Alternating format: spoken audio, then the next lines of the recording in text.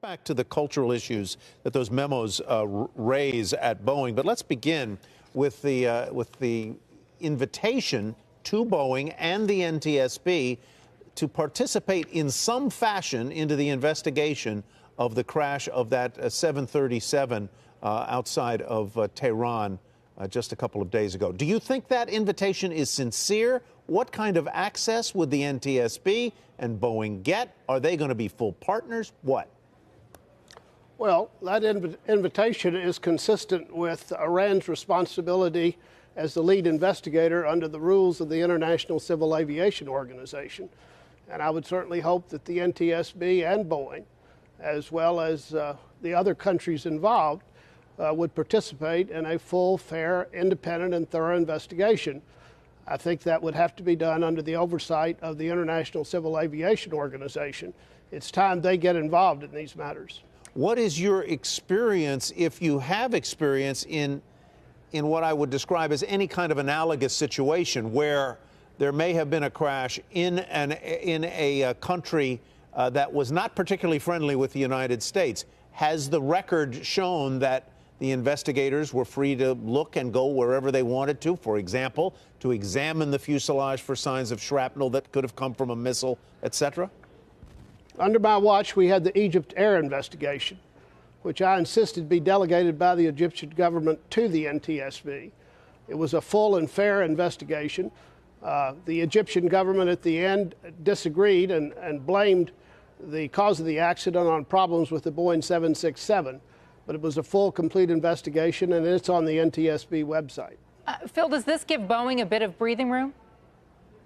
Well, I don't know how much breathing room. Look, an accident is an accident. No aircraft manufacturer wants that to happen, even if it's an unintended missile being fired at an airplane.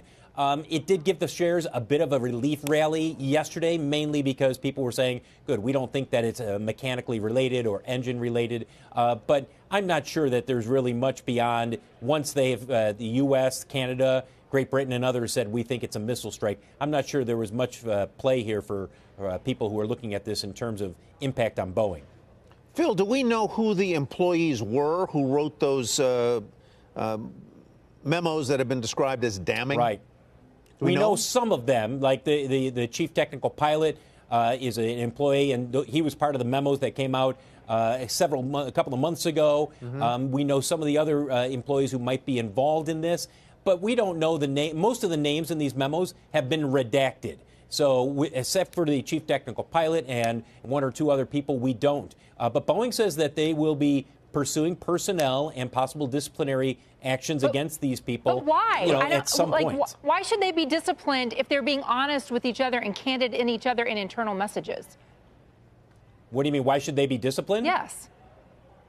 Well, if you have an employee in there saying, oh, boy, I did a lot of covering up with a regulator. Covering up with a regulator is something I don't know if any company would say, well, OK, you're being candid. That's OK.